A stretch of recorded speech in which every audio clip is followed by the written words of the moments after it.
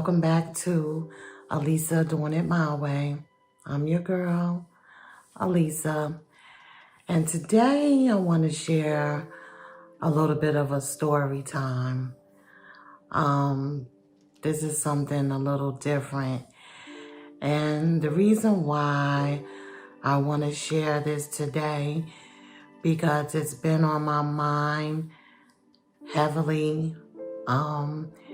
Usually coming close to Christmas time, I start thinking about it more and more, even though I'm reminded of it every day, and I'll get to that part soon. A few years ago, went to bed like normal, like I do every night.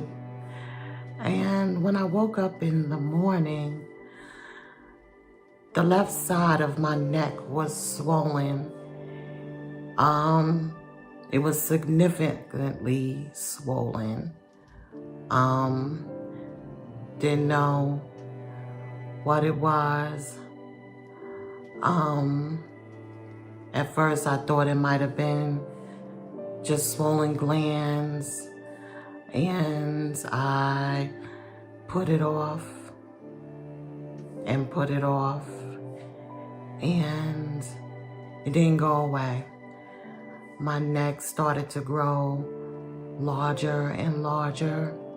I'm going to insert a picture somewhere in this video so that you can see what I'm talking about. I'm not going to leave it up the entire video, but I'm going to insert it in the video.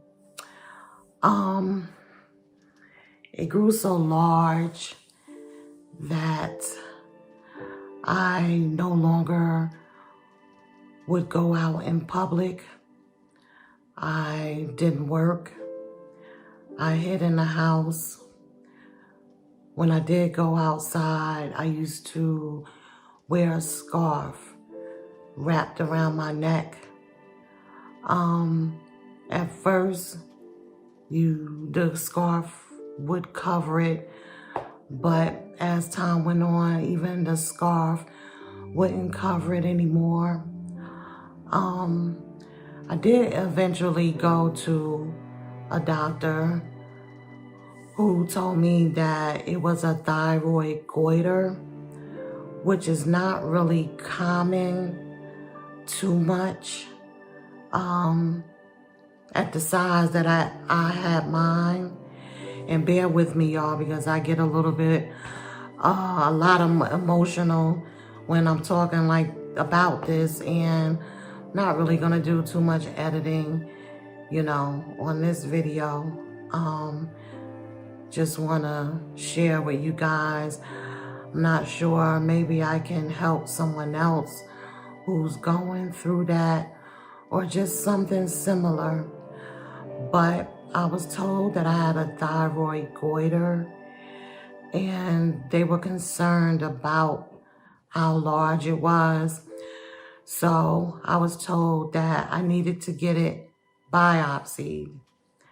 And when you get it biopsied, that's just to see if it's cancerous or not. That's when all the childhood trauma started to come into play. I suffered with a lot of childhood trauma, a lot of loss, and the word biopsy scared me. The word cancer scared me. It still scares me.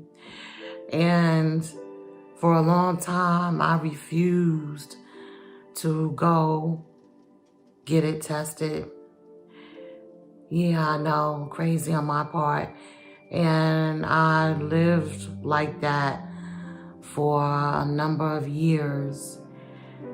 And the reason why I think about it so much during Christmas is because I would sit and watch my kids opening their Christmas gifts, thinking that I wouldn't be around the following Christmas. And you guys don't know how many years I lived in torment like that, thinking that it was going to be my last holiday. So I finally got up the nerve to go and get it biopsied. An aunt of mine came with me, and we went to the hospital, and they wanted to run all sorts of tests. I remember they wanted to do something where they wanted to stick this long camera up my nose to look down my throat. And I'm like, why the hell you can't just stick it in my mouth to look at my throat? So I refused that part. But I did become brave enough to get it biopsied. And that was like the worst waiting period ever. Finally, the test came back from the biopsy, and it was benign. Yeah, it was benign. So it wasn't cancerous. So I was so happy with that. But I still had this huge tumor on the side of my neck. So they talked about doing surgery, and everything that would entail. So I was set up to go in for surgery, as scared as I was. And I remember the night before surgery, I think I had to be in the hospital probably about 4 o'clock that next morning. And I was living in New Jersey at the time. We had like the biggest snowstorm ever. And the doctor's staff called that morning before I was supposed to go to the hospital and told me they had to reschedule the surgery. At that point, in my head, that was God's way of telling me that it wasn't time for me to get the surgery yet. It actually scared me more. And that set me back maybe about another 2 years, y'all. It set me back so much. And I just remember just being a hermit in my own house, not going outside. Like I said, when I did go outside, didn't give any eye contact. I was miserable for a long time. And one day I went to the grocery store, and I was already used to people staring at me, like when I went out, because like I said, it would be dead in the middle of July and August, and I would have a scarf wrapped around my neck. And I was in the supermarket where the fresh fruit and everything was, and I remember this man like just staring at me as I walked through, looking at the different vegetables, and his eyes was just following me. And usually people stare for a few minutes and then they look away, but he just kept staring, and I'm like, well, goodness.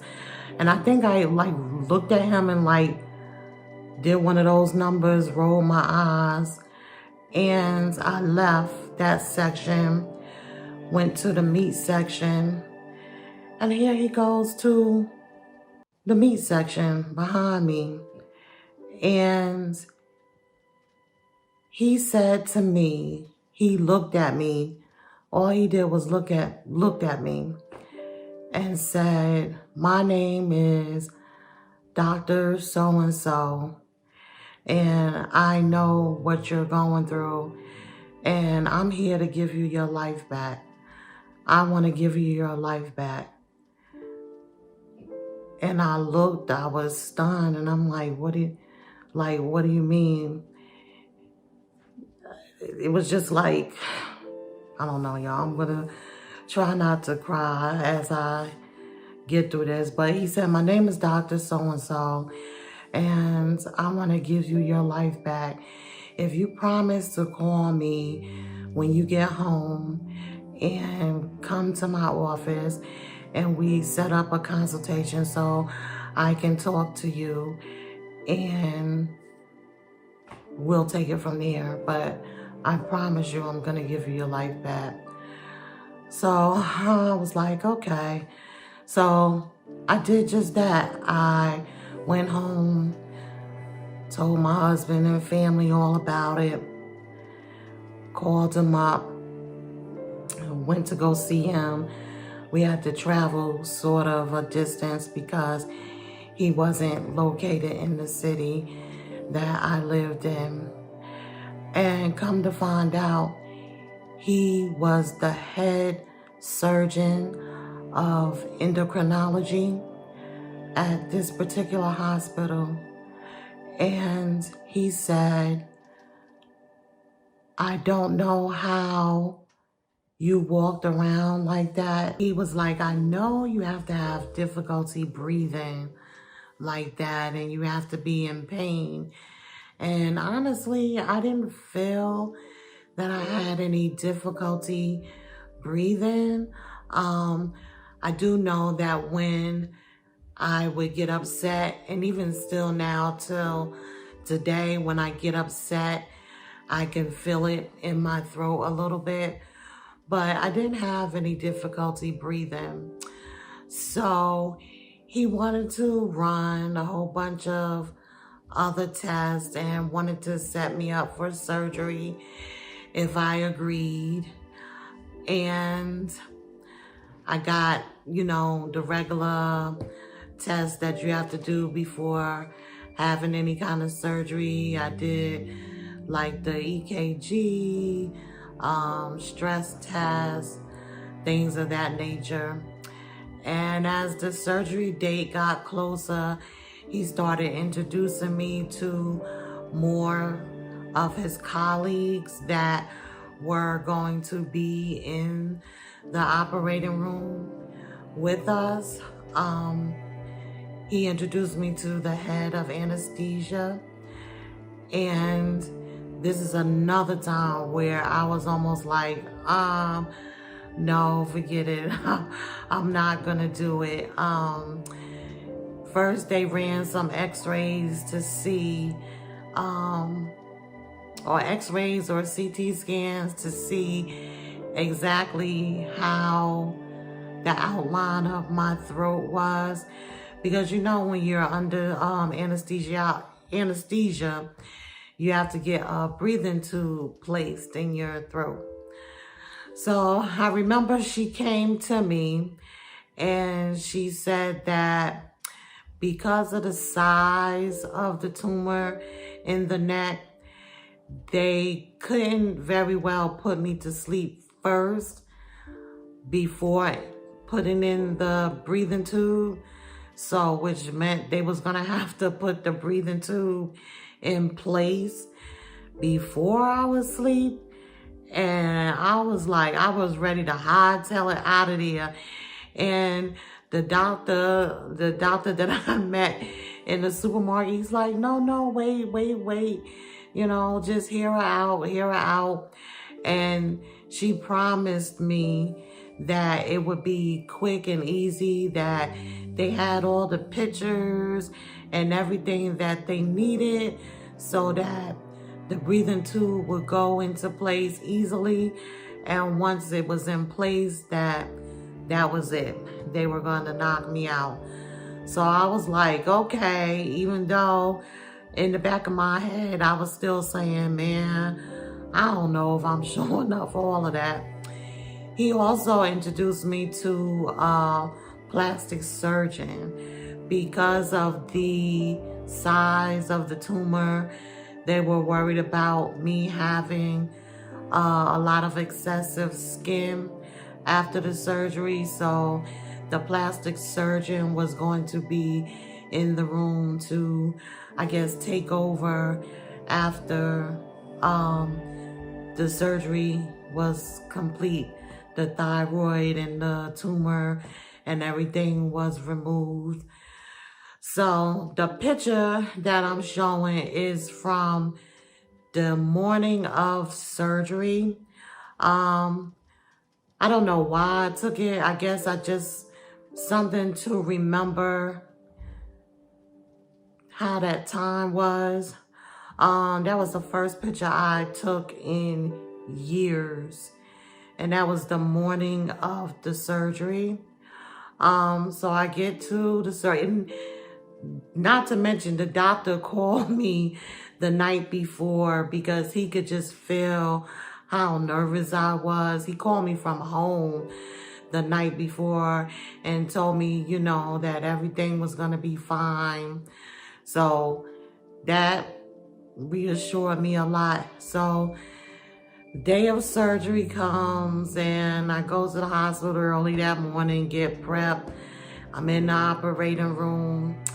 And they sedated me, you know, I guess because of that, what they had to do with the breathing tube.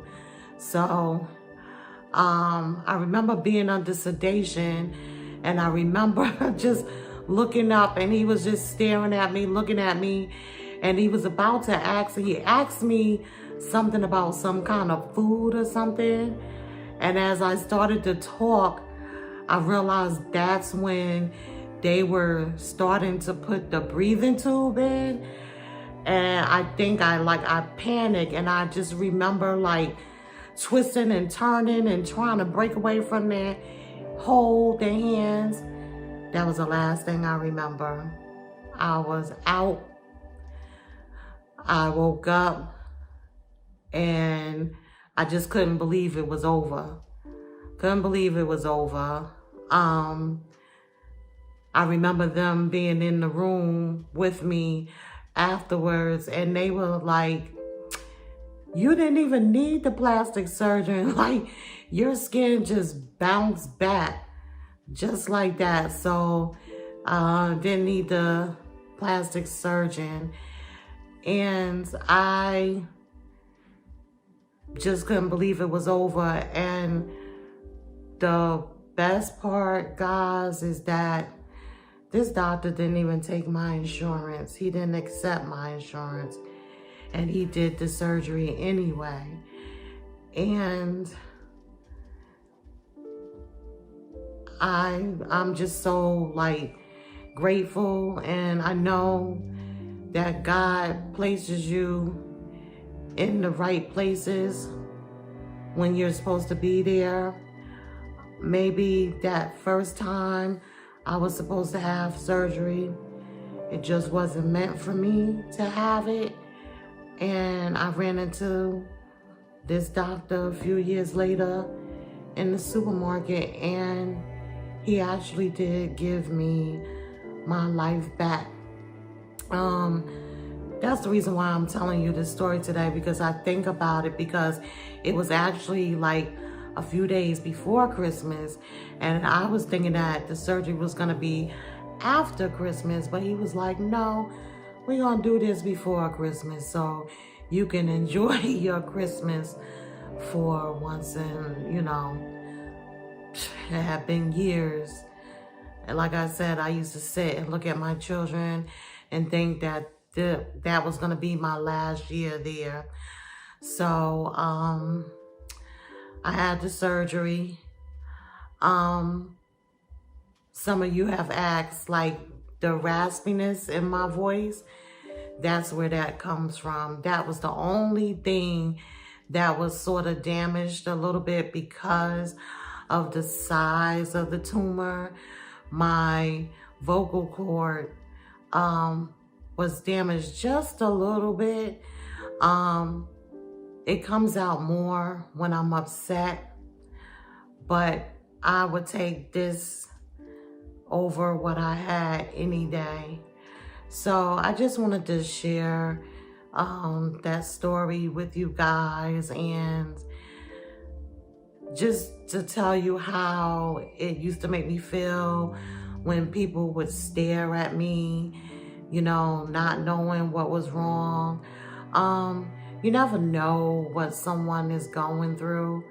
You know, kind word, just being kind goes a long way.